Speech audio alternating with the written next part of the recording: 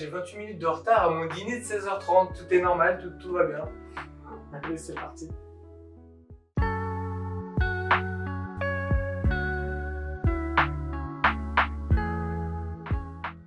Le miroir connecté intelligent étant doté de reconnaissance faciale, il est capable de m'identifier et donc de me charger ma liste de widgets personnels.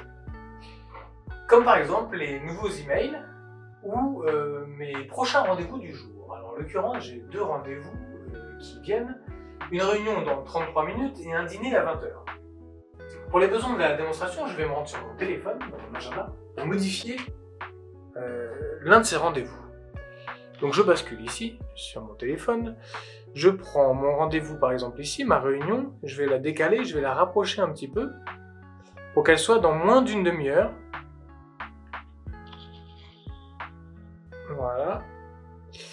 Je rebascule sur mon miroir. Alors, j'ai un miroir auquel j'ai tourné le dos pendant quelques secondes, donc il a considéré que j'étais parti. C'est pour ça que l'affichage s'est complètement supprimé. Je lui fais face de nouveau, donc il me réidentifie et me raffiche ma liste de widgets. Cette fois-ci, ma réunion est bien dans 17 minutes, et donc le miroir me déclenche une notification. Je vais effectuer la même opération maintenant avec mon dîner. J'enlève la réunion, je la décale. Je prends mon dîner que je vais mettre à 16h30. Tout est normal, un dîner à 16h30, ok.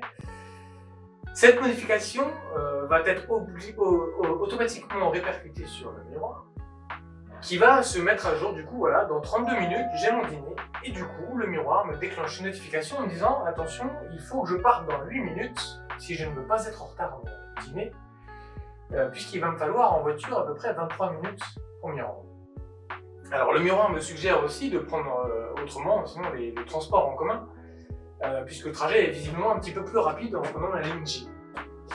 Alors ces préférences de transport sont paramétrables dans l'application mobile dédiée que je vais vous présenter ici. Donc là on est sur l'écran d'accueil principal de l'utilisateur, sur lequel il voit les différents miroirs sur lesquels il s'est déjà authentifié. Je vais modifier Bathroom ici, qui représente le miroir derrière moi, et je vois tout un tas de widgets. Ce sont tous les widgets que je peux activer ou désactiver.